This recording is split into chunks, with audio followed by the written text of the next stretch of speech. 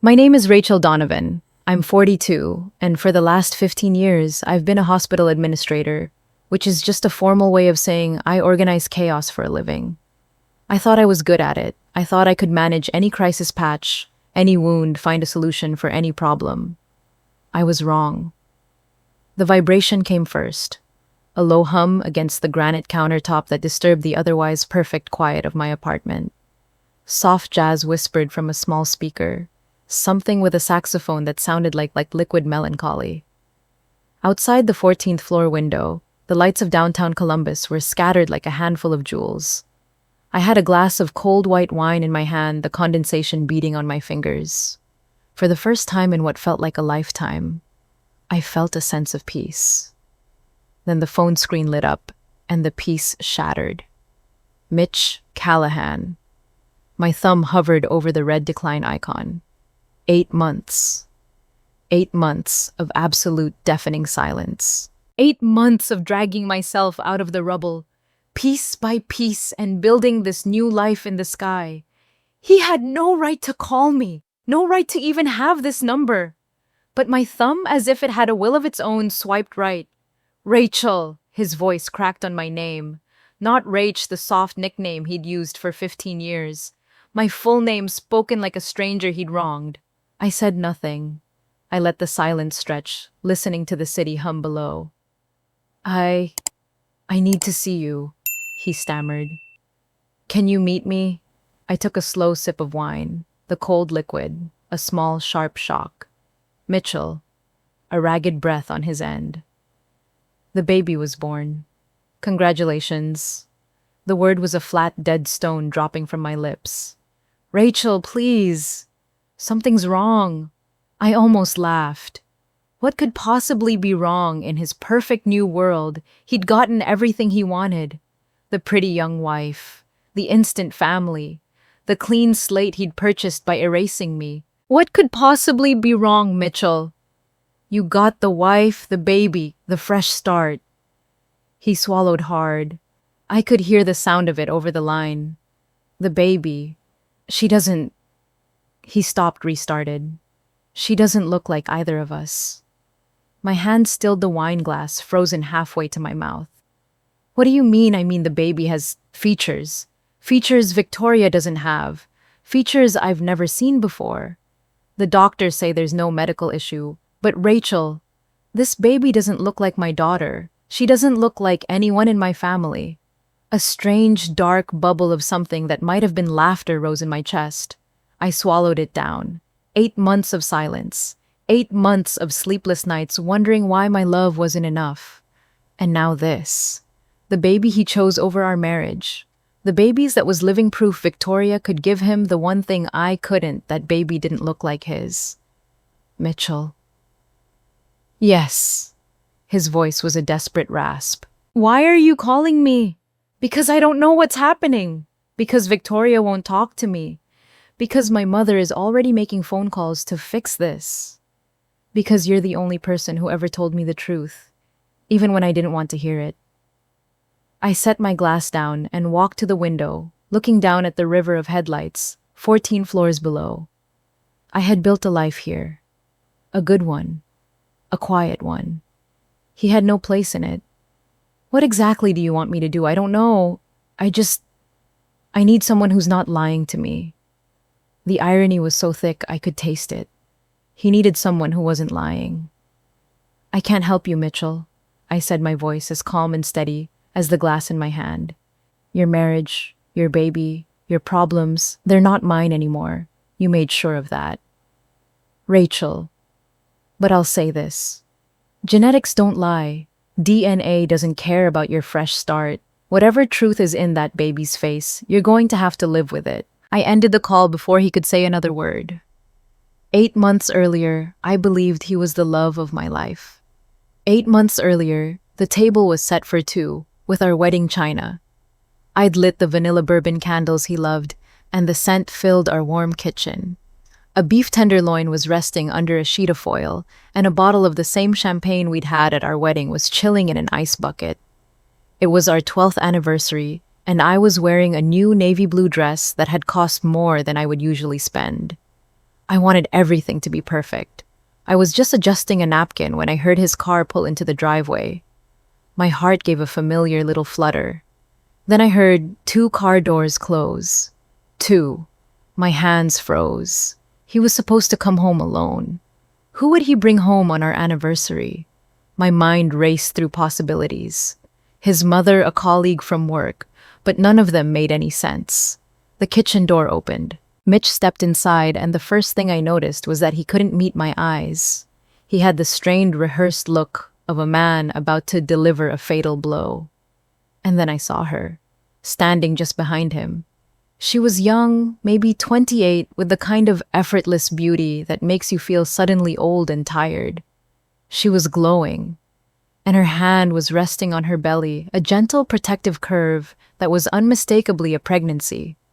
My gaze moved from his guilt-ridden face to the woman's serene smile, to the bump, to the hand resting on it. Possessive, protective. Mitch began, his voice thin. "We need to talk." My own voice felt like it was coming from a great distance. "Who is this?" "This is Victoria. Victoria Sterling." Victoria offered a small, perfect smile. "Hello, Rachel. Mitch has told me so much about you." The beef tenderloin continued to cool. The champagne sweated in its bucket. The anniversary candles flickered their patient light, dancing on the walls of a life that was already gone. "How far along are you?"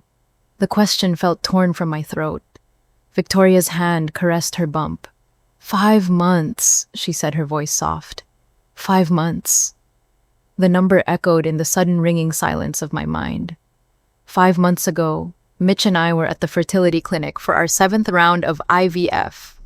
5 months ago, I was injecting my body with hormones every morning while he was supposedly working late. 5 months ago, I was crying in his arms after another negative test, and he was telling me, "We'll keep trying, Rach. We'll get there." He was already there, just not with me. We were trying for a baby. My voice broke on the words. "With me, we were in treatment. I was pumping my body full of drugs for you, for us."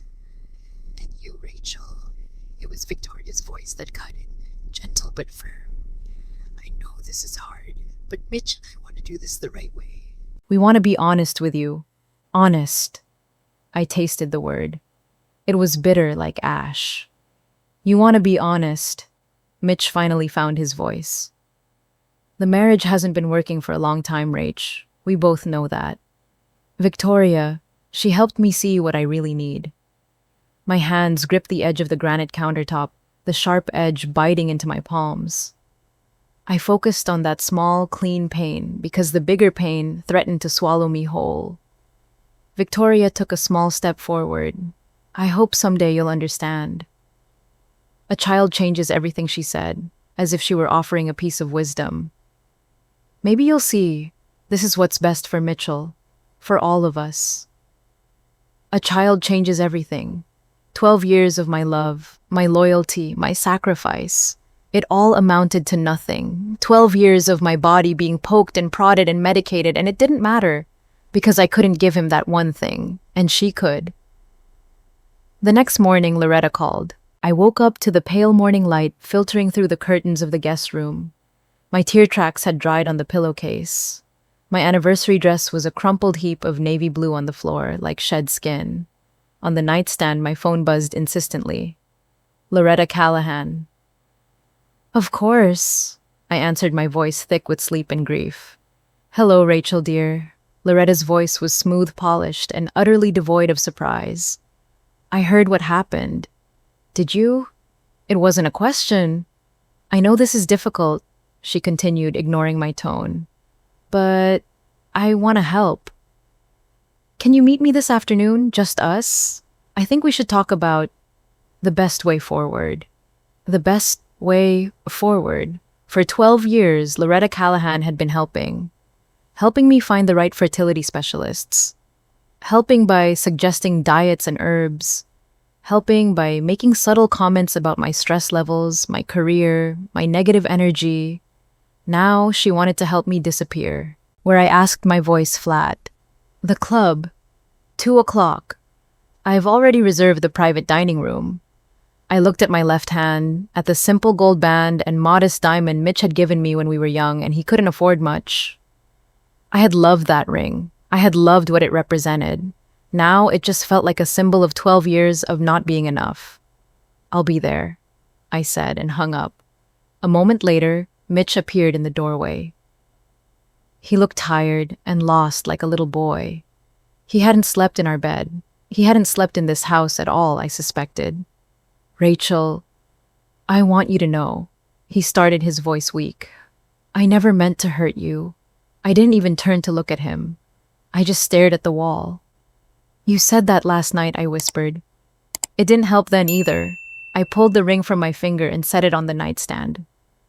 "You never meant to hurt me. You just did it anyway." "That's worse, Mitch. That's so much worse." The Brookside Country Club smelled of old money and fresh-cut grass. Loretta's perfume, that same cloying scent of white diamonds, hit me the moment I stepped into the private dining room. She was already seated at a table for two, a silver tea service gleaming between them. The tablecloth was so white and stiff it could have cracked. Through the large window behind her, men in pastel shirts swung golf clubs across an impossibly green lawn.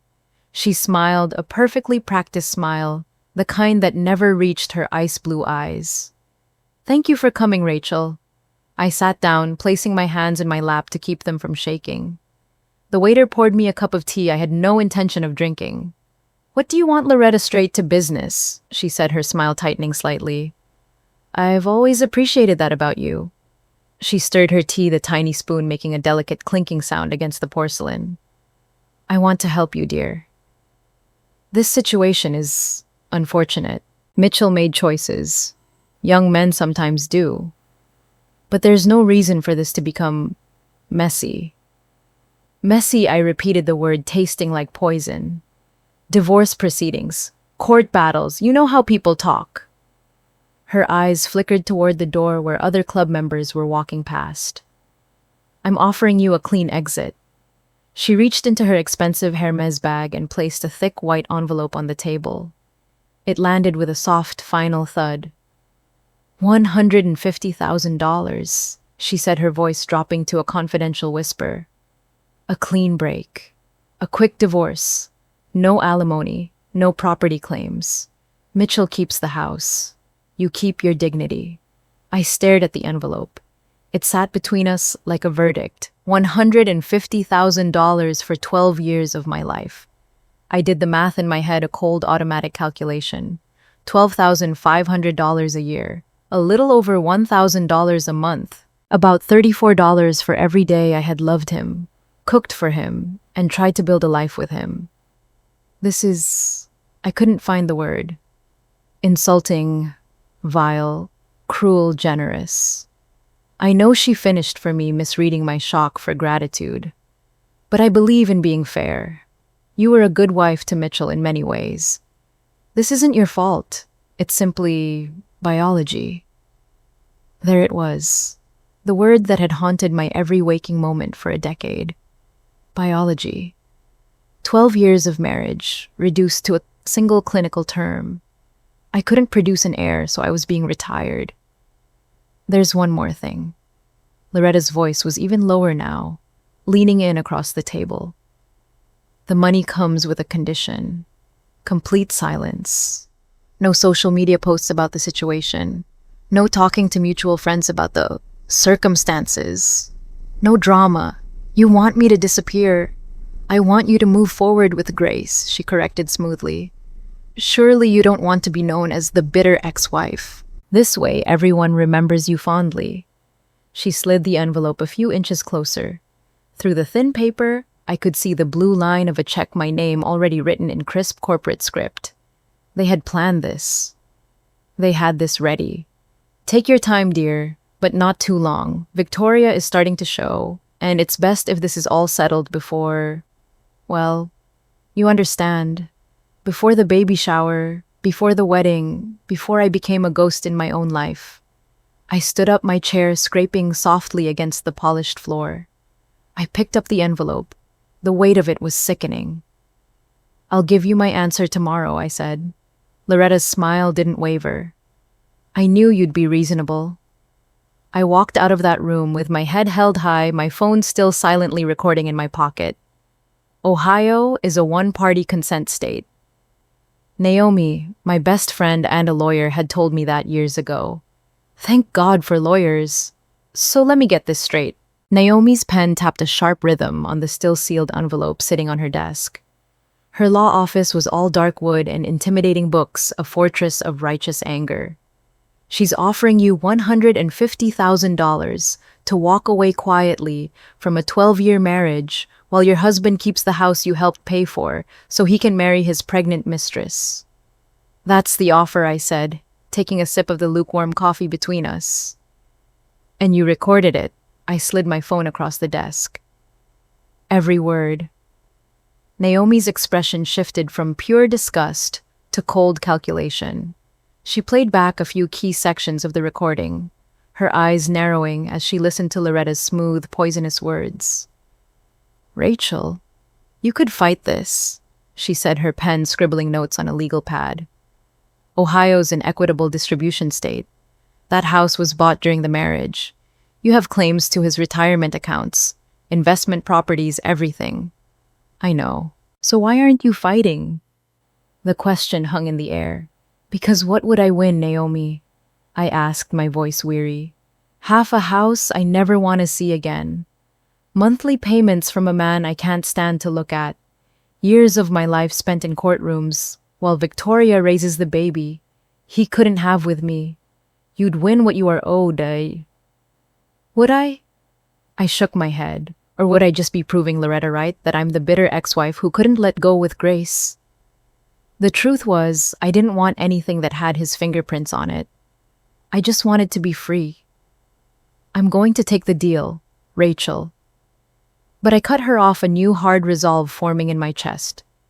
I'm not signing anything that requires my silence. I'll be quiet, because I choose to be, not because they bought my voice. Naomi's pen stopped tapping, meaning I'll agree to the quick, no-fault divorce. I'll walk away from the house.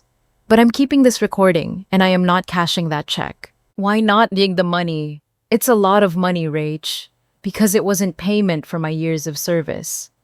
It was payment for my dignity, and my dignity wasn't for sale. Let them wonder.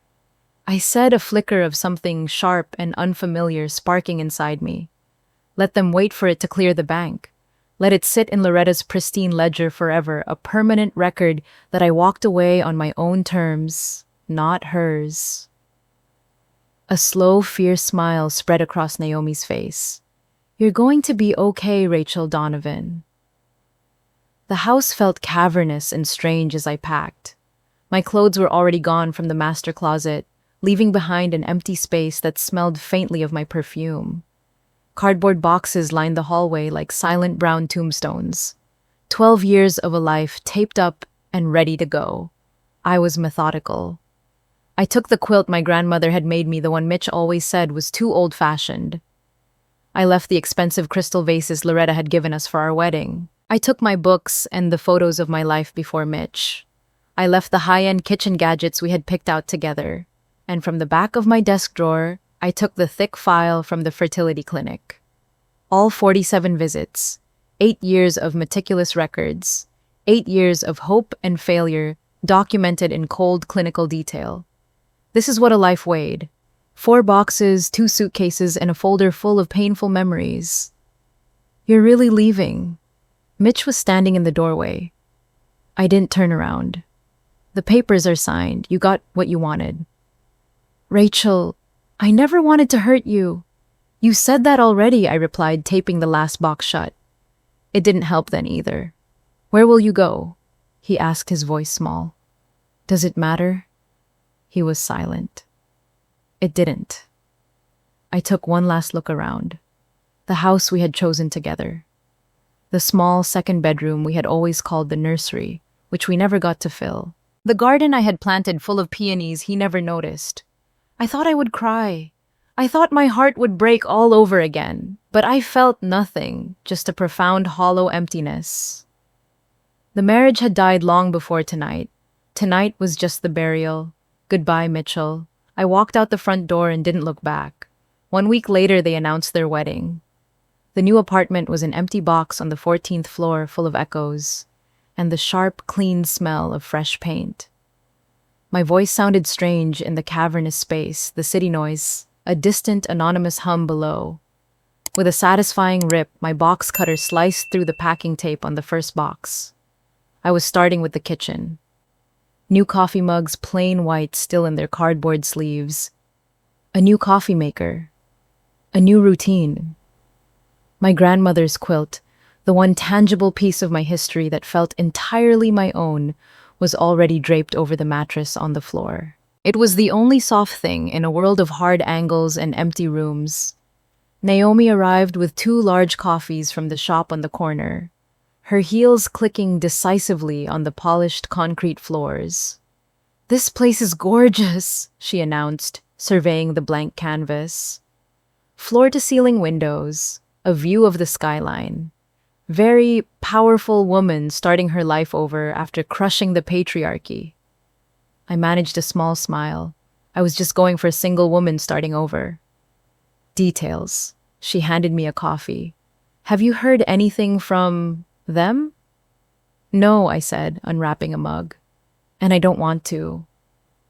She watched me for a moment, her eyes missing nothing.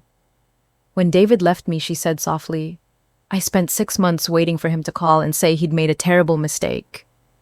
I checked his social media every single day. I analyzed every post, every photo he was tagged in, trying to figure out if he was happy without me." I busied myself arranging the new mugs in the cupboard, my back to her. "Do you know what finally helped?" she asked. "What blocking him? Not because I still hated him, but because I needed to stop watching him live his new life. I couldn't start my own until I looked away from his." I didn't answer. The truth was, I hadn't blocked Mitch. Not yet. I told myself it was because I didn't care enough to bother, but that was a lie. I had looked that very morning. His profile picture had changed. It was him and Victoria now, his arm wrapped around her pregnant belly, prominent between them. They were beaming. I looked. I admitted, my voice quiet. "This morning." Naomi set down her coffee. "And they look happy. They look like they want people to think they're happy," she corrected gently. "That's not the same thing." I walked over to the mattress and smoothed my hand over the familiar, worn fabric of my grandmother's quilt, the intricate stitching, the faded calico squares. It had seen my grandmother through the Great Depression. It had kept me warm through childhood fevers and teenage heartbreaks. Mitch had never liked it. Too old-fashioned, he'd said, wanting to replace it with some beige thing from a catalog. It was probably the most valuable thing I owned, and he had never understood its worth. "I'm going to be okay," I said, as much to myself as to her. "I know you are," Naomi said. A few weeks later, I learned the difference between being quiet and being silenced. I was sitting in my new living room, the furniture finally delivered a glass of wine on the coaster beside me. The city lights twinkled indifferent witnesses to the small dramas playing out in the glass boxes stacked high into the sky. My phone buzzed with an Instagram notification. Someone had tagged me in a post. My thumb hovered over the notification, a knot of dread tightening in my stomach. I knew I shouldn't look. I knew it was a form of self-harm, but I did it anyway. The tag was from Karen Mitch's cousin. The photo was a professional shot, drenched in golden afternoon light. Mitch was in a perfectly tailored dark suit, not the one he'd worn at our wedding. Beside him stood Victoria, radiant in a flowing white empire waist dress that did little to conceal her 5-month pregnancy, and next to them, beaming with a proprietary pride that turned my stomach, was Loretta. The caption read, "Congratulations to the newlyweds. So happy for you both and the little one on the way." I stared at the details, each one a fresh cut. The venue was the Brookside Country Club, the same place Loretta had tried to buy my silence. The photographer was the one I had bookmarked years ago, dreaming of a 10th anniversary photo shoot that we never had. They had waited 1 month, 30 days. The ink on our divorce papers was barely dry. This wasn't an impulsive decision born from a whirlwind affair. This was a plan executed with chilling efficiency. I hadn't been a wife to be mourned. I had been an obstacle to be removed. And I had been removed. My hands were shaking. I grabbed my phone and sent a text to Naomi. "Me, did you see?" A moment later, her reply came. "Naomi, block them. Now. Do it right now, Rachel." Me. "They got married at the club. The same place his mother handed me that check." "Naomi, I know. It's disgusting. Block them anyway. For you. Not for them." Me. "She's wearing white. 5 months pregnant with my husband's baby, and she's wearing a white wedding dress." Naomi Rachel. Block. Them. My thumb hovered over Mitch's profile. It felt so final, so much harder than walking out of the house. As long as I could see him, a tiny toxic part of me was still connected to that old life. I was still a character in his story, even if I was just the ghost haunting the first chapter. To block him was to accept that the book was closed. I pressed the button. Block Mitchell Callahan. Yes. I searched for Victoria Sterling. Block Loretta Callahan. Block Karen and every other Callahan cousin and in-law I could find. Block, block, block. The feed refreshed. It was suddenly quiet. Empty. There was nothing there but the faint outline of my own life, the one I hadn't started posting about yet. The silence was louder and more absolute than the wedding photos had been. But it was my silence now, the silence I had chosen, not the one they had tried to purchase. I closed Instagram, opened my camera roll, and began to delete. 12 years of photos. 4,321 images. Us in Savannah on our first anniversary. Us smiling at Christmas parties. Us on vacation, in our garden, on our couch. Every digital trace of the man I had loved. Gone. My phone felt lighter in my hand. My chest felt heavier. I knew somehow that both were progress.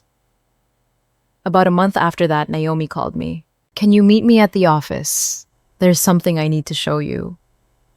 Her voice had a strange edge to it, a mixture of grim satisfaction and professional curiosity. I found her in her office, after hours, the room lit only by a single green banker's lamp on her desk. She had 2 glasses and a bottle of expensive scotch waiting. "This was not a good news meeting. I did something I probably shouldn't have," she said, pouring 2 fingers of the amber liquid into each glass. "What did you do, Naomi?" Out of professional curiosity, she said, her lips twisting into a wry smile. And a healthy dose of spite, I ran a full background check on Victoria Sterling. She pushed a glass toward me, her story about a wealthy Connecticut family and a trust fund. "It's fiction." I took a sip of the scotch. It burned all the way down. "What do you mean I mean as far as public records are concerned? Victoria Sterling didn't exist before 5 years ago. No credit history, no school records, no driver's license, no paper trail. It's like she just materialized out of thin air as a fully formed 20-something socialite." "People change their names," I said, though a cold feeling was beginning to creep up my spine. "They do," Naomi agreed, "but they almost always leave a record. A court filing a maiden name. Something. Victoria Sterling has nothing. Either she's in witness protection, or she's not who she says she is." She opened a file on her desk and slid a single sheet of paper across the polished wood. It was a photocopy of a high school yearbook page. The school was Dayton West High Class of 2015. The photo was of a girl with a kind but profoundly plain face. She was heavy-set, with a pronounced jaw, a wide nose, and small, deep-set eyes. The caption underneath read, "Bonnie Phelps, most likely to succeed." "I found her," Naomi said softly. "I found who she used to be." I stared at the picture of the girl Bonnie Phelps. There was no trace of the elegant, fine-boned Victoria in that face. That was her, Naomi corrected.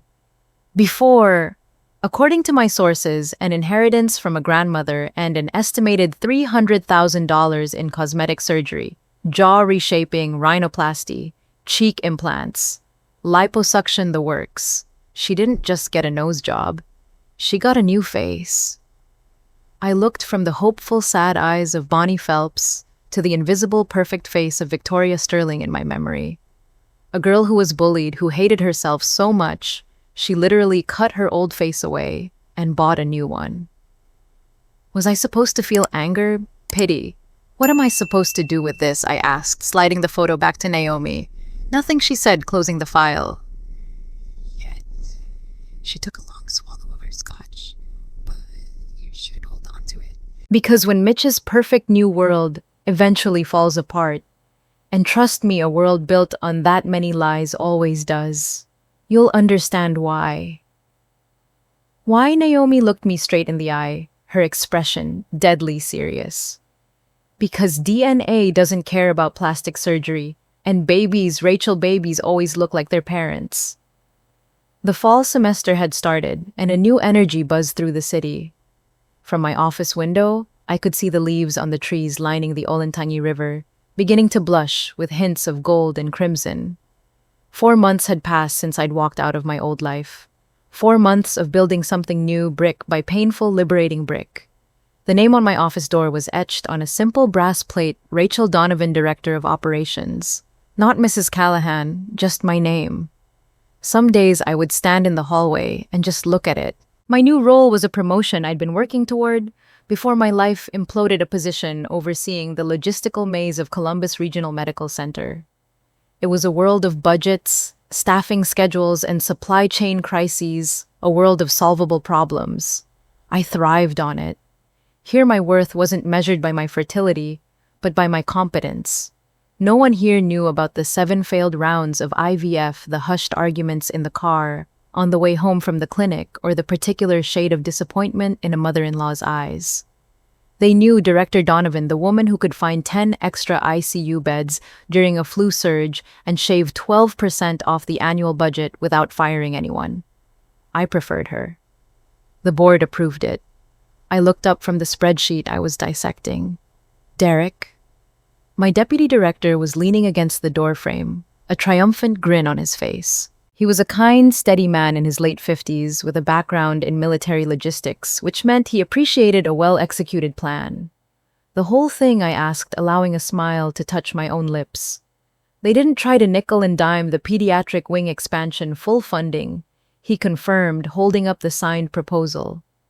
They loved your tiered implementation strategy, said it was the most coherent plan for a capital project they'd seen in a decade. He tossed the folder onto my desk. That's your win, Rachel. You should be proud. I am, I said, and the words were true.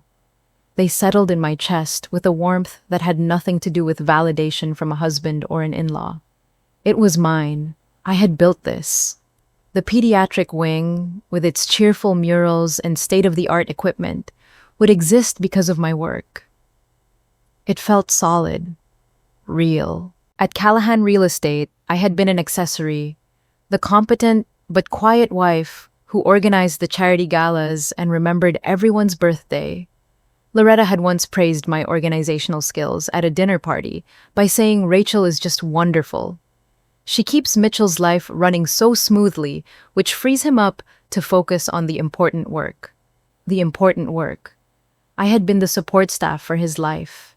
Here, my work was the important work. Later that afternoon, I called Naomi while I ate a sad desk salad. You sound good, she said immediately. No preamble, just a direct diagnosis. I am good, I replied, spearing a piece of lettuce. For the first time in, God, maybe years, I'd forgotten what it felt like to be good at something that wasn't managing a household. You were always good at your job, Rach. You just put it on the back burner for him. It was true. I had deliberately stalled my own career trajectory, turning down promotions that would have required more travel or longer hours because it might have interfered with our trying. We had to be perfectly aligned, perfectly stress-free for the magic of biology to work. Except the magic was a fiction and the sacrifice had been entirely one-sided. Have you thought about dating? Naomi asked, her tone carefully casual. I nearly choked on a cucumber. I've thought about a lot of things. Taking up pottery, learning Italian, finally sorting out my 401k. Dating is not on the list. It's not even on the list of lists. What is high on the list then? I leaned back in my chair and looked out at the city skyline. Learning who I am when I'm not half of a couple, I said. It's surprisingly difficult. I keep wanting to text someone about a funny thing I saw or ask what they want for dinner. It's like a phantom limb. The habit of being a we is hard to break. It'll fade, she promised. Give it time. There was a pause, and I knew what was coming next. Have you looked? She asked. My fingers tightened on my plastic fork. I didn't have to ask what she meant. Once I admitted. A few weeks ago, I had unblocked Karen Mitch's cousin for a brief 20-second surveillance mission. It was a tactical strike, not an emotional spiral. Her feed had been a treasure trove of Callahan propaganda. Photos from the baby shower had been plastered everywhere. It was an extravagant, over-the-top affair at the country club, of course. Everything was a pale sage green, a color I knew Loretta adored and Mitch was indifferent to. The gifts were absurdly expensive, an $800 stroller, a $500 crib, that converted into a desk for a studious teenager. Loretta was building a legacy, not just welcoming a grandchild. In one photo, Victoria was holding up a tiny onesie that said, Callahan in training. The irony was so thick it was suffocating. I had seen enough. I blocked Karen again and went back to my spreadsheets. The baby would be here in a couple of months. The biological truth would arrive with it. I didn't need to watch the countdown. You're not curious, Naomi pressed gently. About the baby. Curious isn't the right word, I said, watching a medical helicopter descend toward the landing pad on the roof of the next building. I'm patient. For the first time in my life when it comes to this, I'm patient. That's growth, Naomi said, sounding impressed. Or numbness, I countered. It's hard to tell the difference sometimes. 3 more months passed. The vibrant autumn leaves fell, leaving the trees skeletal against a pewter sky. My life settled into a rhythm that was mine alone. Work, gym, quiet evenings in my apartment. I learned to cook for one, which meant most nights I ate scrambled eggs or toast for dinner and was perfectly happy with it. I bought the expensive floral-scented laundry detergent Mitch had always complained about. I slept diagonally across the bed, a small revolutionary act of freedom. I was building a life, not an exile. I was almost happy. Then the letter came. It was a plain white envelope, sitting in my mailbox between a credit card offer and a catalog for minimalist furniture. The return address was a small embossed logo I knew as well as my own reflection, the Ohio Center for Reproductive Medicine. My breath caught. I carried it upstairs, my fingers suddenly cold. I set it on the granite countertop in my kitchen, the same spot where my phone had vibrated with Mitch's call what felt like a lifetime ago. I stared at it. Inside that envelope was the last, most complicated remnant of my marriage. 4 frozen embryos, the tiny cellular ghosts of the children we almost had. Legally, after the divorce, they were mine alone to decide their fate. Continued storage for a future I couldn't imagine. Donation to science. Donation to another desperate childless couple. Or destruction. I couldn't open it. I wasn't ready to make that decision. I wasn't ready to officially close the door on the family I had spent 12 years trying to build. To do so felt like admitting finally and completely that I had failed. I slid the unopened letter into the back of a kitchen drawer behind the takeout menus and spare batteries. Another day. I would deal with it another day. That evening, I rolled out my yoga mat on the living room floor. The sun was setting, casting long golden stripes of light across the room. I put on a meditation app and the soothing sound of ocean waves filled the quiet space. I breathed in, and for the first time in a long time, the air didn't feel heavy with unspoken grief. I breathed out, and I felt the tension in my shoulders begin to release. 7 months ago, every breath had been an effort, a conscious choice not to drown. Now breathing was just breathing. It was progress. It was peace. It was almost enough. My phone lying face down on the coffee table buzzed against the wood. Once, twice. I ignored it, focusing on the disembodied voice from the app telling me to be present in the moment. But the spell was broken. The peace had been disturbed. With a sigh, I reached over and picked it up. 2 missed calls, 1 voicemail. Mitch Callahan. My heart gave a painful, violent lurch, a traitorous muscle memory. It had to be time. The baby must be born. A wave of something cold and dizzying washed over me. I stood up from the yoga mat and walked to the window, wrapping my arms around myself. The city lights were just beginning to flicker on a new constellation being born as the sun died. Naomi's words echoed in my head. DNA doesn't care about plastic surgery. The truth was here. It was waiting in a hospital room somewhere across town. It had a face. And Mitch, my weak, cowardly ex-husband, was running from it straight back to the one person he knew would always fix his problems. My finger hovered over the icon to call him back. My finger hovered over the icon to block his number forever. I was balanced on a knife's edge between the past and the future, between revenge and peace. I didn't press either one. Not yet. I just stood there watching the night fall and waited for my own heart to tell me what to do next. Some truths I realized were worth the wait. I let an hour pass, an hour where I put away my yoga mat, poured myself a glass of wine I didn't really want, and watched the city lights sharpen against the deepening twilight. My reflection in the dark glass was a pale, composed ghost. Her expression was calm, controlled. She looked nothing like the woman who had crumpled onto the guest room floor 8 months ago. She looked like she was ready. My hand was steady when I picked up the phone and called him back. He answered on the first ring, his voice a raw, desperate gasp. "Rachel, thank God!" "You called," I said, my tone flat and even. It gave nothing away. "The baby was born," he rushed to say. 3 hours ago. A girl. Congratulations." The word was sterile, a necessary social lubricant. "Rachel, please." The desperation in his voice was thick, cloying. "You have to help me. Something is wrong. I'm a hospital administrator, Mitchell, not a pediatrician. If there's a medical issue, you should be talking to the doctors."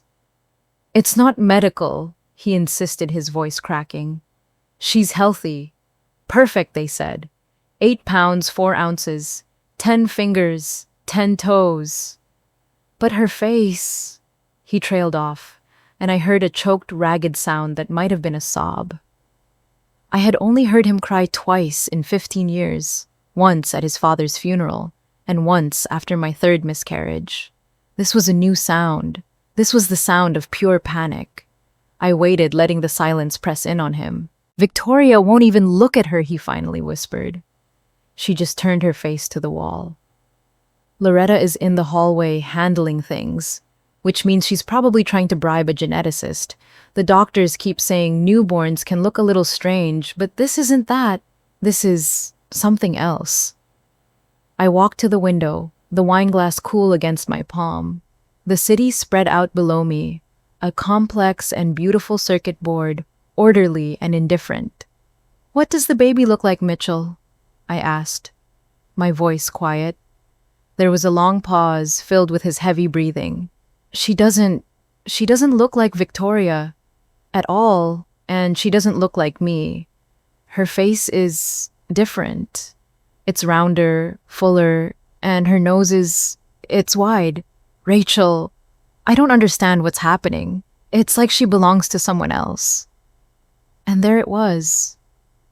The truth delivered in a panicked whisper over the phone. Naomi's words from months ago rang in my ears as clear as a bell. DNA doesn't care about plastic surgery. Babies look like their parents. The baby looked like Bonnie Phelps, the girl from the yearbook. The face Victoria had paid a fortune to erase. "Where is Victoria now?" I asked. "In her room." "She won't hold the baby. The nurses have her in the nursery. All Victoria keeps doing is crying and saying, 'I'm sorry,' over and over again. Sorry for what I pressed. I don't know. That's why I'm calling you, because you always know things. You always see the pattern." I took a long, slow sip of wine. For 12 years, my ability to see the pattern, to anticipate problems, and find solutions had been dedicated to making his life easier. Now he was crawling back, begging for that same skill to solve a problem he had created. The irony was exquisite. "I think you should come see me, Mitchell," I said, my voice dangerously calm. "We can't talk about this over the phone. There's something you need to know about your wife." 2 hours later, he was at my door. He looked like a man who had been pulled through a hedge backward and set on fire. His expensive polo shirt was rumpled. There was a dark stubble on his jaw, and his eyes were wild with a sleepless, hunted look. He smelled of hospital antiseptic and fear. My apartment, by contrast, was an oasis of calm. Clean lines, soft lighting, everything in its place. The jazz was playing softly on the speaker again. I had set out 2 chairs in the living room facing each other with a small table between them. There would be no comfortable couch intimacy. This was not a reconciliation. It was a debriefing. "Thank you for seeing me," he mumbled, running a hand through his disheveled hair. "Sit down, Mitchell." He didn't so much sit as collapse into the chair, his body folding in on itself like his bones had gone soft. He scrubbed his hands over his face, a gesture I recognized. It was what he did when he was cornered by a truth he didn't want to face. "The baby," he began, his voice hoarse. "She's beautiful. Perfect, even. But her face... It's not Victoria's face. It's not my face. It's not my mother's face. It doesn't match anyone. Where could it have come from? And what does Victoria say?" I asked again, my voice patient, almost clinical. I wasn't going to offer him comfort. I wasn't going to soothe his panic. I was going to let him unravel slowly and completely. "Nothing. She just keeps apologizing. She won't look at me. She won't explain. She just lies there and cries." He looked up at me, his eyes pleading. "You said you knew something. What is it? Did she cheat? It is the baby, not mine?" "Oh, I'm sure the baby is yours, Mitchell," I said calmly. "The problem isn't who the father is. The problem is who the mother is." "What are you talking about? She's Victoria Sterling." I stood up and walked to the small desk in the corner of the room. From a locked drawer, I pulled out a thin manila folder, the one Naomi had given me months ago. I walked back and slid it onto the table between us. His eyes followed it as if it were a venomous snake. "Your wife's name isn't Victoria Sterling," I said, my voice dropping. "It's Bonnie Phelps. She was born and raised in Dayton, Ohio. She was bullied relentlessly all through middle and high school for her appearance. They called her Bonnie the Beast. 5 years ago, after receiving a substantial inheritance from an estranged grandmother, she disappeared. She took that money and she spent it on plastic surgery, a complete and total facial reconstruction." His hands were trembling as he opened the folder. He stared at the photocopy of the yearbook picture, at the round, hopeful, plain face of Bonnie Phelps. He looked from the photo to me, his expression a mask of disbelief and dawning horror. This can't be," he stammered, his face draining of all color. "The baby looks like Bonnie, doesn't she?" I said softly. "The baby has the face Victoria used to have, the one she tried to delete." He stared at the picture, then his gaze became distant, unfocused. He was replaying things in his mind. I could almost see the memories clicking into place. Her vagueness about her childhood, her lack of family photos, the way she steered conversations away from her past. The perfect, polished story of her life had been a complete fabrication. He hadn't married a Connecticut blue blood. He'd married a girl from Dayton who hated her own face. He finally looked up at me, his eyes filled with a new, sharper kind of pain. Betrayal. Did you know this when we divorced?" "No," I told him honestly. My friend found it afterward. "She has a particular talent for digging up things people want to keep buried." "Why didn't you tell me?" His voice was a raw whisper. "You could have warned me." A laugh escaped me then. It wasn't a happy sound. It was low and dark and brittle. Tell you what, Mitchell, that the 20-something woman you were sleeping with while your wife was injecting herself with hormones might have some secrets, that maybe you should run a background check before getting her pregnant and blowing up our 12-year marriage. You made your choice. You chose the shiny new thing over the life we built. Why on earth would I save you from that choice? He flinched as if I had slapped him. He dropped the yearbook photo onto the table and buried his face in his hands. His shoulders began to shake with deep, wrenching sobs. It was the same sound he'd made after the third miscarriage when we'd held each other in the car, and he'd whispered, "I just wanted to be a dad." I had thought seeing him like this, completely broken, would bring me a sense of vindication, a triumphant, righteous satisfaction. But it didn't. I just felt tired, so incredibly tired. His pain didn't erase mine. His suffering didn't give me back the years I had lost, or the children I had yearned for. It was just more wreckage, more sadness. He finally lifted his head, his face blotchy and tear-streaked. "What do I do?" he asked, his voice that of a lost little boy. I stood up. "The meeting was over. You go back to that hospital," I said, my voice firm. "You walk into that nursery, and you hold your daughter, because she didn't lie to you, Mitchell. Her face is the only honest thing in this entire mess. She is just a baby, and she deserves a father who doesn't resent her for existing. And Victoria," he whispered. "That's between you and her," I said, walking to the door and opening it. "You're married to her, not me." He stood up, wobbly and unsteady, a man whose entire world had just been revealed as a stage set. As he passed me in the doorway, he stopped. "Rachel." "I'm sorry," he choked out. "For all of it. I was a fool."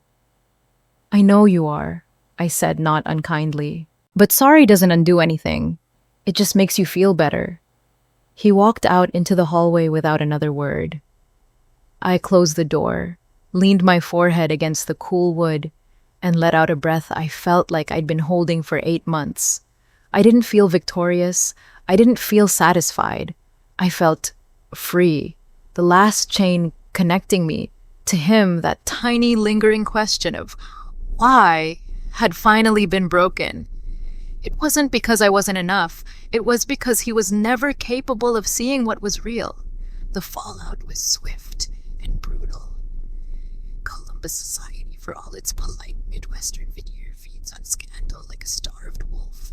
Within a week, the story was everywhere, spreading through the city's interconnected networks of country clubs, charity boards, and private schools like a virus. It wasn't the kind of news that made the evening broadcast, but it was far more potent. It was the kind of story whispered over bridge games and dissected in hushed tones during cocktail hours. Naomi's office had become my unofficial command center. She, with her finger firmly on the pulse of the city's legal and social gossip, provided a running commentary.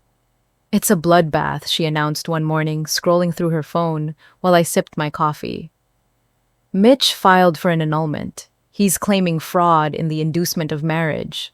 "Is that a real thing?" I asked, picturing the legal paperwork. It seemed almost too dramatic to be true. "Oh, it's very real," Naomi confirmed, a grim satisfaction in her voice. "And in Ohio, it's solid grounds.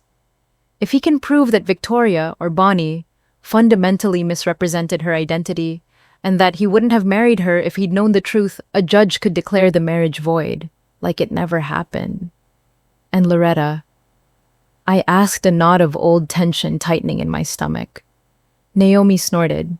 "Loretta is in damage control mode. She's been making calls all over town trying to spin the narrative. Her official story is that Victoria is a troubled young woman from a tragic background who they tried to help, and that they are now focused on the well-being of the innocent child." She looked up from her phone, her expression hard. "She's trying to paint Mitch as the victim."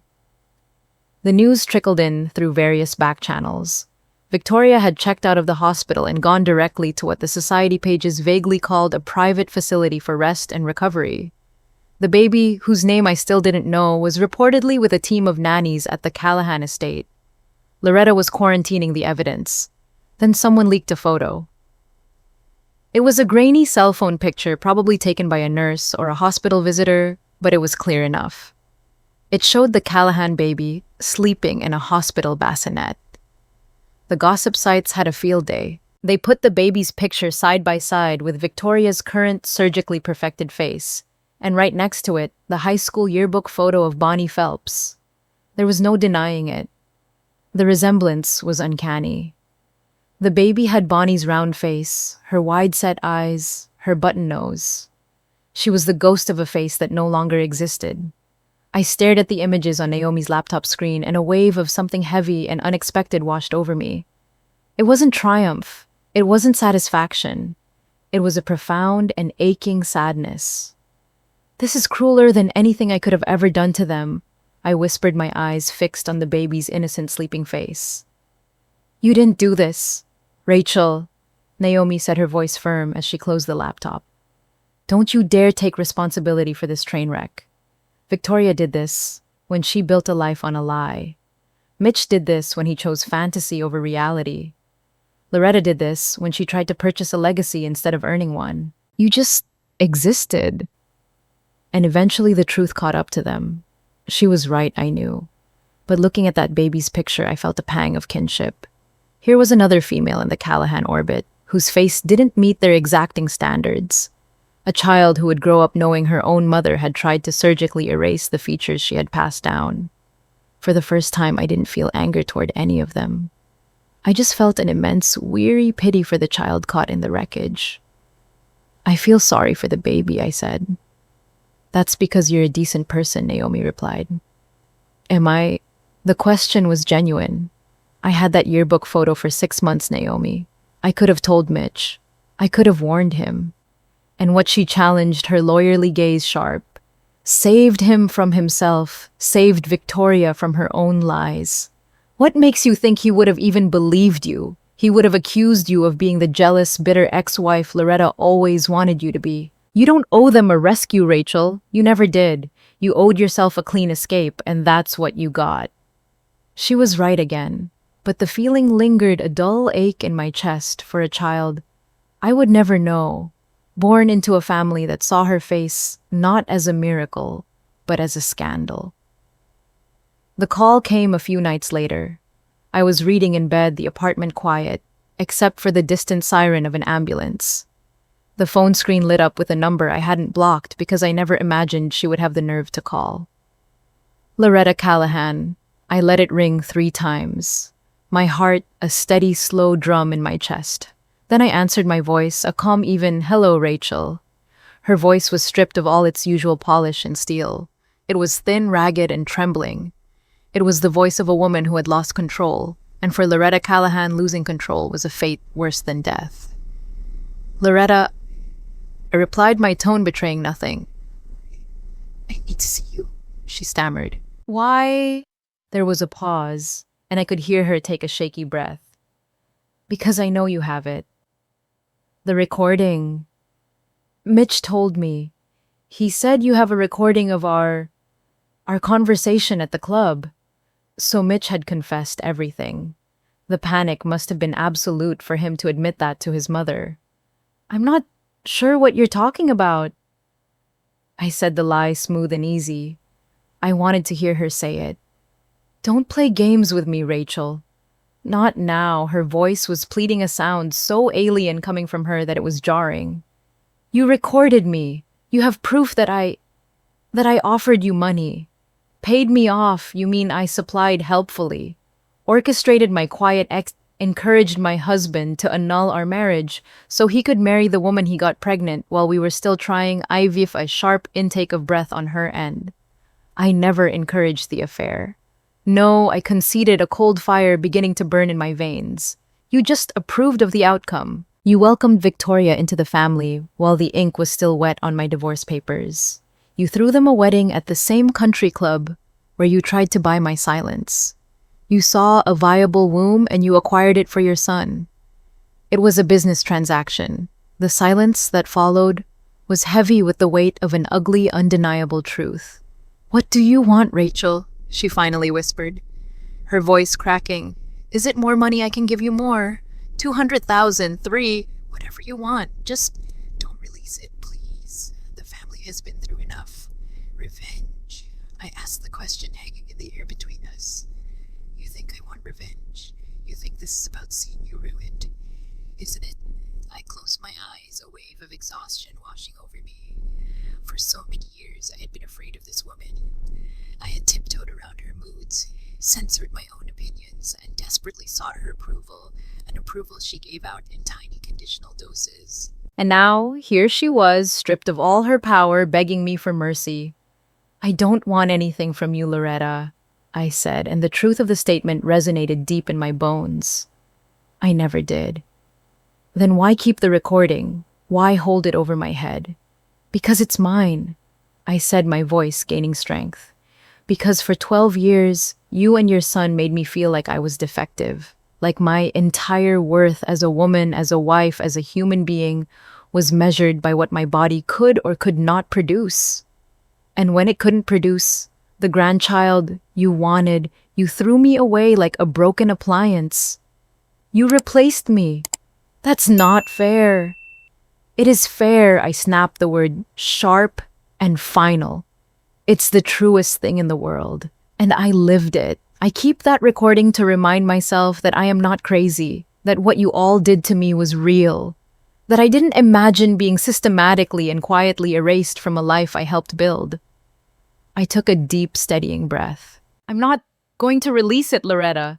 Not because you've asked me to, but because I don't need to. I don't need to destroy you. You're already destroyed. Your perfect son's legacy is a fraudulent marriage that lasted less than a year.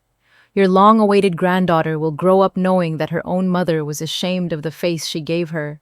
And every person in this city who matters to you knows that the great Callahan family paid off one wife to make room for another.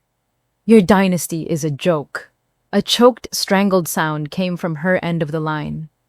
But before I go, I added, my voice dropping to a near whisper, I want you to know one more thing. That check you gave me, that generous $150,000, I never cashed it. It's sitting in a drawer in my apartment because I don't need your money to start my life over. I don't need your approval to exist. And I certainly don't need your permission to be happy. I ended the call before she could form a reply. I placed the phone on my nightstand and turned off the light. The darkness in the room was absolute, but for the first time in a very long time, it felt peaceful. The war was over. I hadn't won, not in the traditional sense.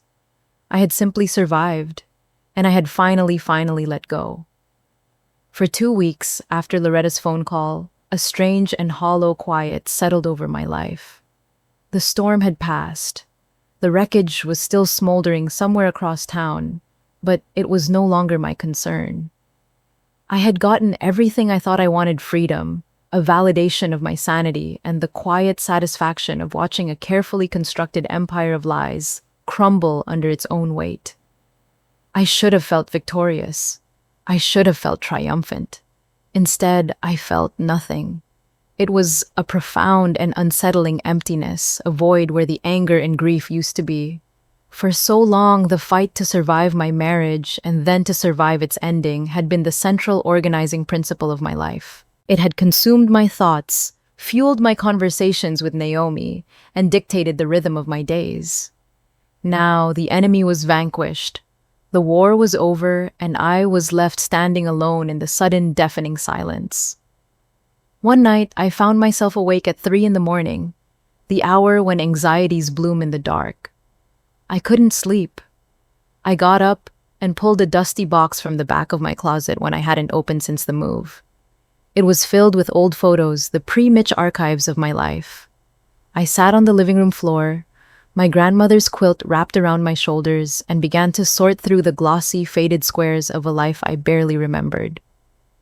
There I was at 22, a college graduate with a ridiculously hopeful smile, standing beside my parents. There was a photo of my grandmother and me baking cookies in her sun-drenched kitchen. Pictures of college friends, of road trips, of a younger, unburdened version of myself, who believed the world was a place of infinite possibility. That girl in the photos was whole. She didn't look to anyone else for her sense of self. She didn't measure her worth by her relationship status, or her ability to procreate.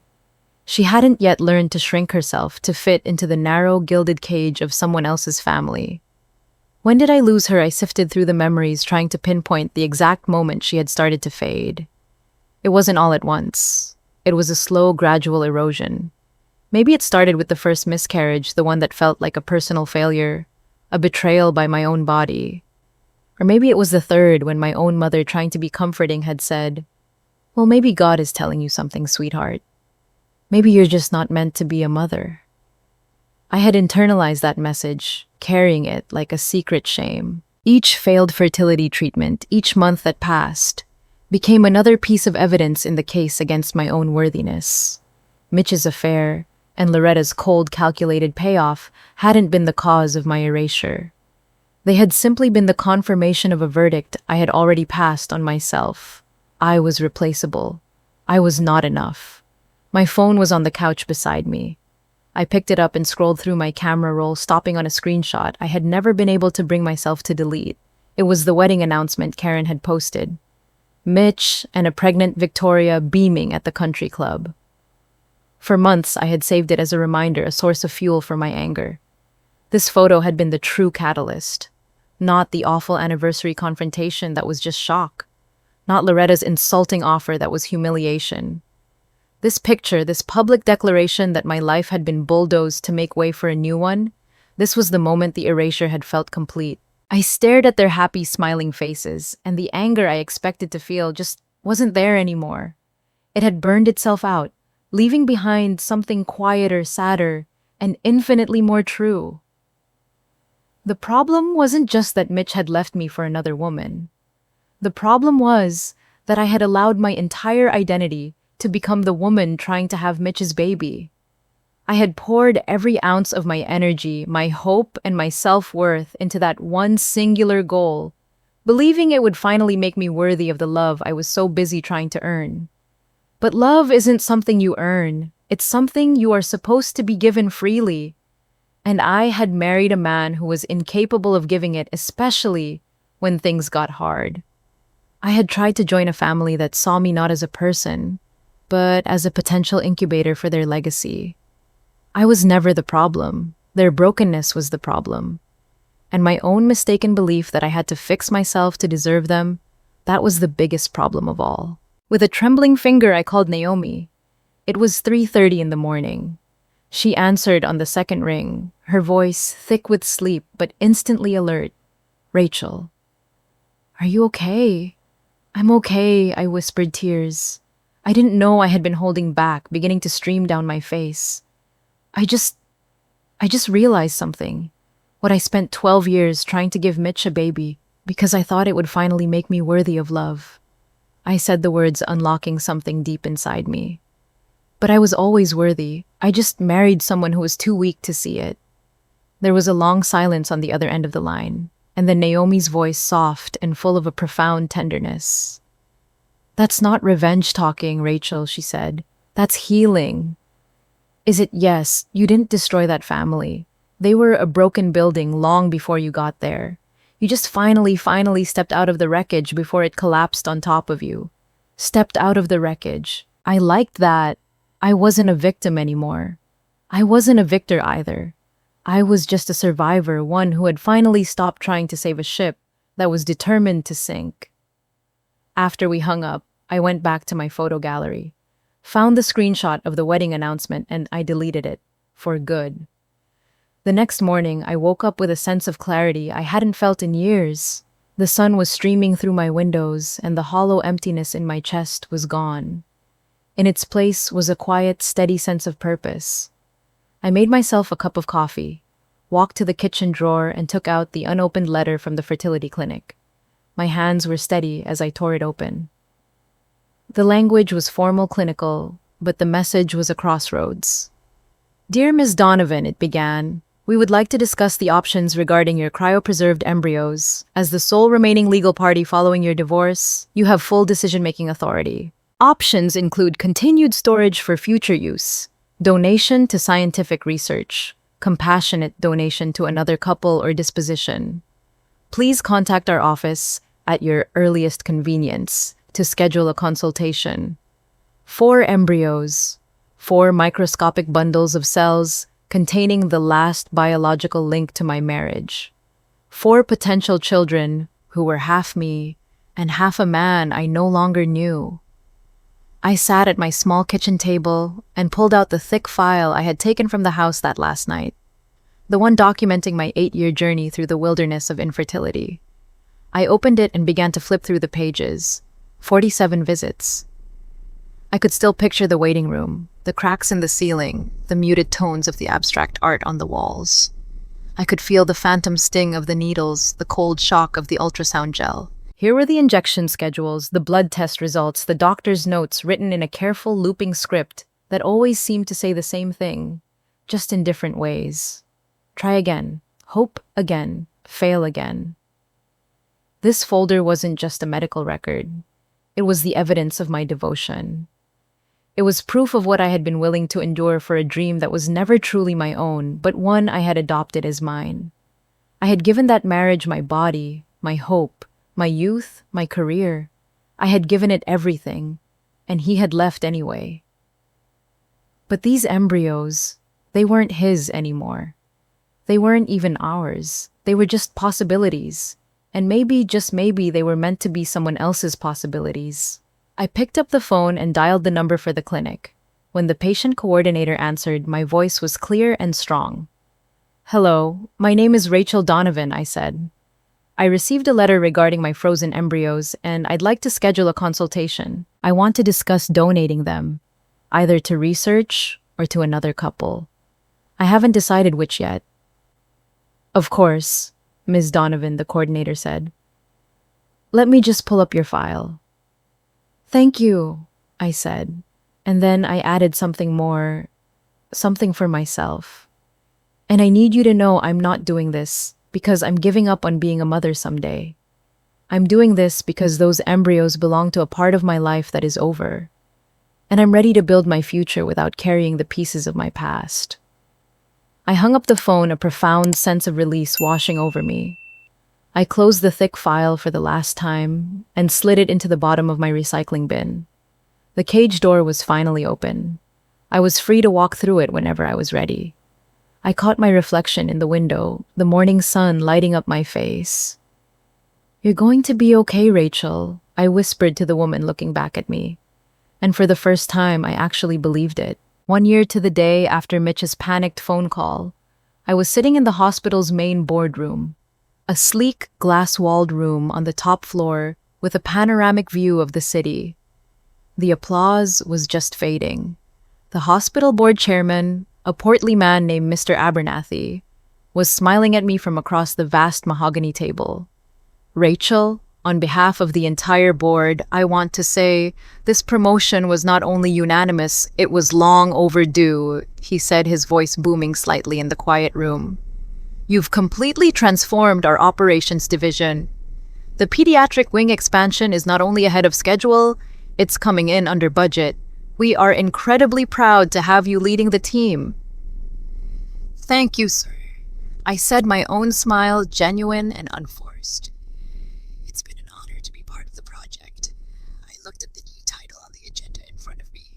Rachel Donovan, Executive Director of Operations. 1 year ago, almost to the day, I had been a woman whose entire world had been defined by her husband's name and her own perceived failures. Today, I ran a department of over 200 people. I had a new name, a new title, a new life. It was the same Rachel, but a completely different story. No one at this table knew about Mitch or Victoria, about a baby with the wrong face or a payoff check in a desk drawer.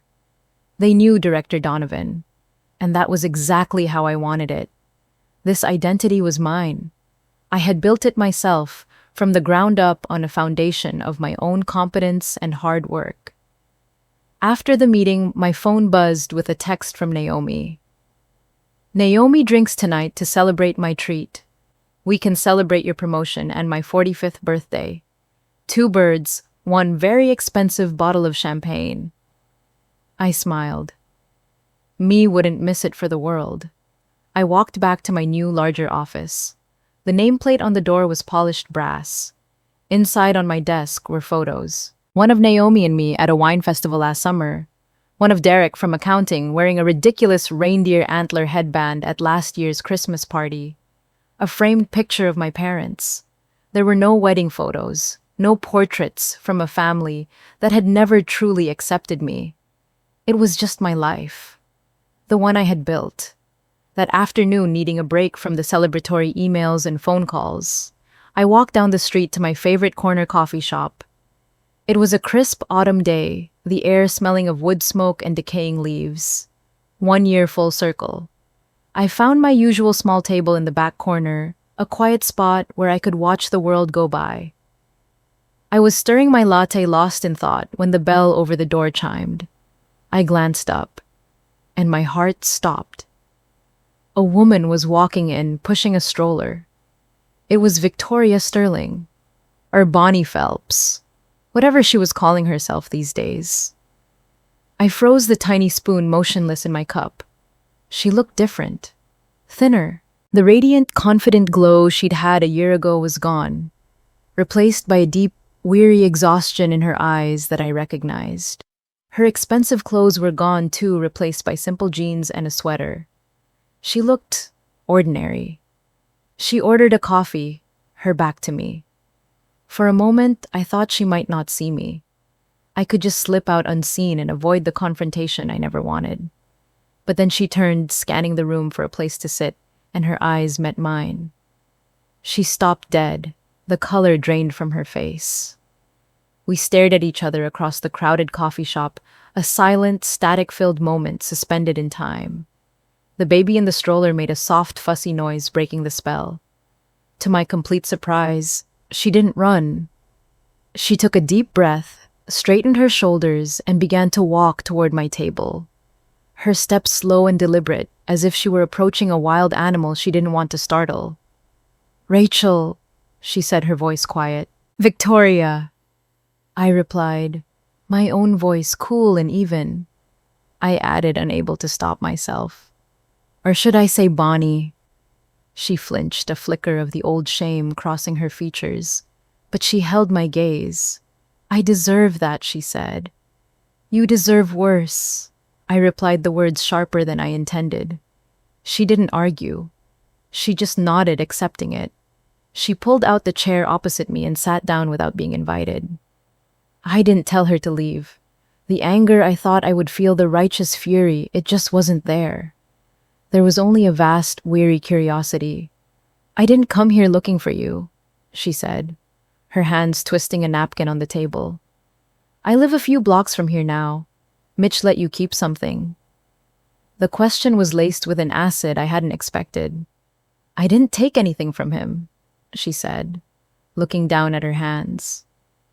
I left with what I came with, which wasn't much.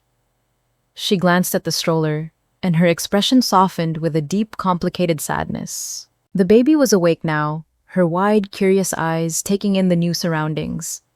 She had a round face and a button nose. Bonnie's face. There it was, the yearbook photo come to life. The face Victoria had spent a fortune trying to cut away, now staring back at her every single day. The face the baby wore like a living verdict. "She's beautiful," I said, and I was surprised to find that I meant it. Victoria's eyes filled with tears. "She looks exactly like I used to," she whispered. "Before—" "That's not a bad thing," I said softly. "Isn't it?" She gave a short, bitter laugh. "I spent my entire life hating that face. I finally get rid of it, and it comes back to haunt me in the one person I'm supposed to love more than anything." The raw honesty of her confession caught me off guard. "Why did you do it?" I asked, the question that had been buried in my mind for months, finally surfacing. The surgery, the new name, all of it. She stared into her coffee cup as if the answer were written in the foam. "Because I was invisible," she said, her voice barely audible. My whole life, I was the smart, funny fat girl. The one boys were friends with but never looked at twice. People weren't cruel, not always. They just looked right through me. I was told I was worthless and unlovable in 1,000 tiny ways every single day until I believed it. So I decided to erase that girl. I became someone else. Someone beautiful. Someone people couldn't ignore. Did it work? I asked. For a while, she admitted. Men noticed me. Doors opened. Loretta Callahan thought I was a suitable choice for her son. It worked until I had to look at my daughter's face every day and see her. The girl I tried to kill. And I realized I hadn't erased her at all. I just buried her alive. I listened and a strange feeling began to dawn on me. It wasn't forgiveness. It wasn't pity. It was recognition. She had spent her life trying to become someone else, someone worthy of being seen. I had spent 12 years trying to become someone worthy of a family's love. We had been locked in different prisons, but the bars were made of the same material, the belief that we were not enough as we were. "I'm not going to forgive you for what you did with Mitch," I said, needing to draw that line clearly in the sand. I know she whispered, tears now streaming silently down her cheeks. "I don't expect you to, but I understand," I continued the words, surprising even myself. "Not what you did to my marriage, but the reinvention. I understand wanting so badly to be someone else."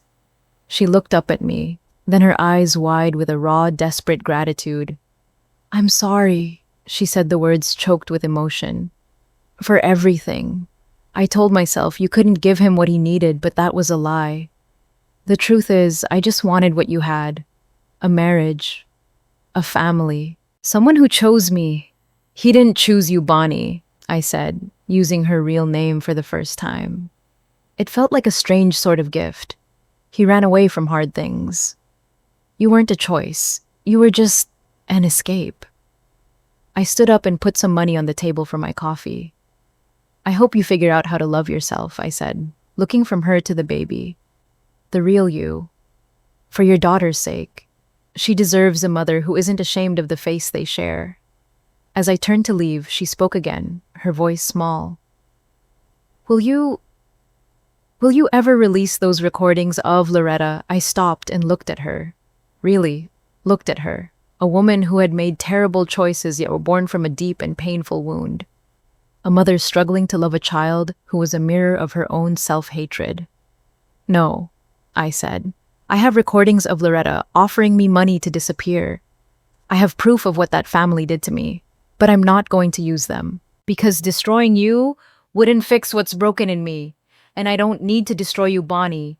The universe already sent you a truth you can't run away from." I walked out of the coffee shop and into the bright, crisp autumn air. I didn't look back. There was a certain kind of justice in it all, a karmic poetry that I could never have engineered myself.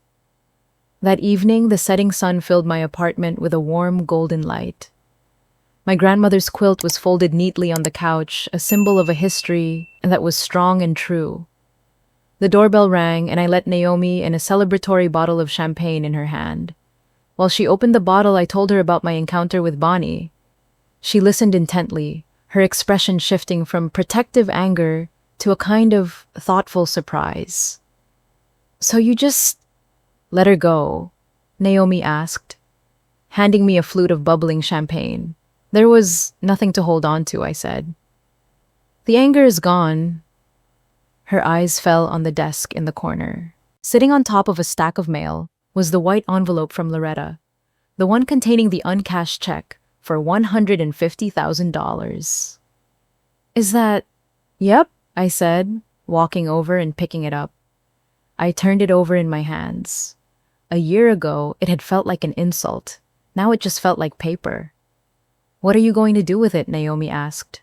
I walked to the window and looked out at the sprawling city. The hospital where I worked was a cluster of brightly lit buildings to the east. The fertility clinic was a smaller, darker building to the south. Somewhere down below was the coffee shop where I had chosen peace over war. "I've been thinking about that," I said. "It's blood money in a way, but it's also just money. And money can do good things in the right hands. Meaning, there's a fertility assistance fund at the hospital. The Sarah Grace Fund for women who can't afford IVF or adoption. Women who are in the same desperate place I was, but without the financial resources I had because of Mitch. I looked down at the check in my hand. Loretta wanted to use this to erase my past. I think I'm going to use it to help build someone else's future.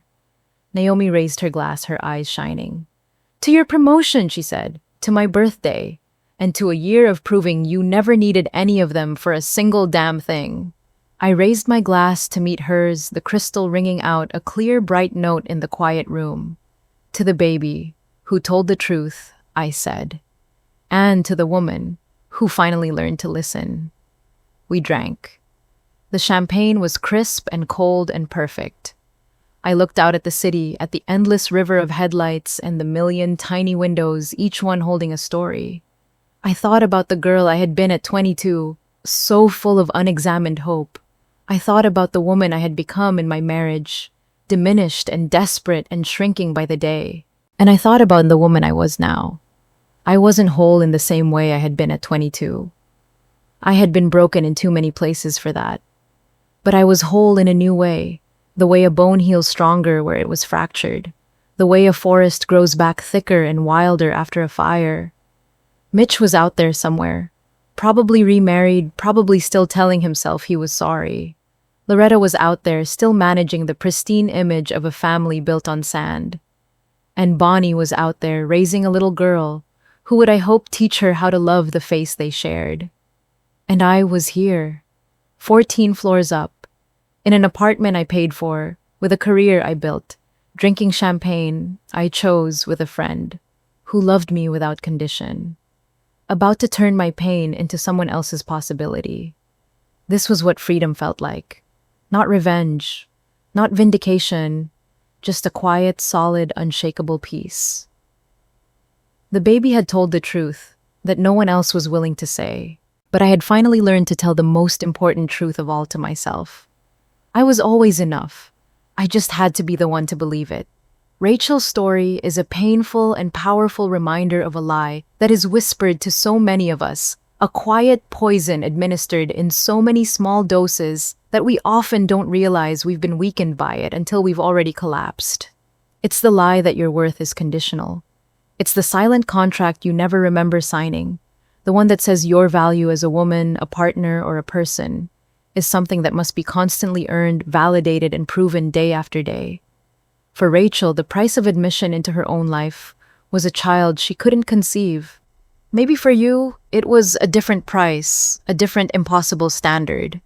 Maybe it was the endless task of shrinking yourself to fit into a smaller and smaller space, believing your worth was tied to a number on a scale. Perhaps it was setting your own ambitions on a shelf, your own needs, gathering dust in order to be the support system for someone else's dream. Or maybe it was the exhausting, soul-crushing job of trying to make a broken person happy, believing their wholeness was a reflection of your success. How many chapters of your own story have been dedicated to paying a debt you never actually owed? The deepest betrayals, the ones that leave the most invisible scars, aren't always the loud, cinematic affairs. Sometimes the most profound cruelty is the quiet, almost administrative act of erasure. It's the moment you realize you weren't just left behind, but that your entire history is being methodically deleted to make room for a new narrative. It's the discovery that the life you poured your soul into, the one you built with your own hands, was seen as nothing more than a temporary placeholder. It's a unique and profound kind of grief to be made into a ghost in your own story. Have you ever felt that specific hollow cold that comes not from being hated, but from being deemed irrelevant? It's the sudden gut-wrenching realization that the keys you hold in your hand no longer fit the locks to a life you still consider yours. What this story screams from its very core is that the path back from that ghosthood is not paved with revenge. Vengeance is a tempting illusion. It promises a quick, satisfying fire that will burn away your pain. But after the fire, all that's left is ash, and you are still the one standing in the ruins. Rachel had the weapons to demolish the Callahan legacy, the recording, the yearbook photo, the uncashed check. She could have had her pound of flesh, but she understood a crucial truth. Revenge is a cage that keeps you chained to the very people who hurt you. It forces you to keep your focus on them, to define your victory by their downfall. True freedom, the kind that settles deep in your bones, is found in the quiet, radical act of turning your back on the war and walking toward your own life.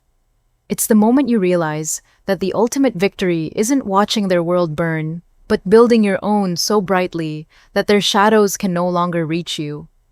This isn't an easy or instantaneous process. It's a difficult, messy excavation. It's about digging through the rubble of the life that fell apart to find the person you were before you learned to apologize for taking up space. It's in the small revolutionary acts, sleeping diagonally in the bed, buying the wine that you like, taking the promotion, and finally deleting their picture from your phone. The final, most powerful lesson is one of transformation. Rachel took the very money that was meant to silence and erase her, and she chose to turn it into a source of hope for other women. She took a symbol of her perceived failure and made it a monument to her strength. This is the ultimate reclamation. It is the understanding that your worth was never up for negotiation. It was never in their hands to give or to take away. It has been inside you, absolute and unshakable, all along. And the only permission you ever needed to claim it, to live it, and to build a new life upon it was always your own.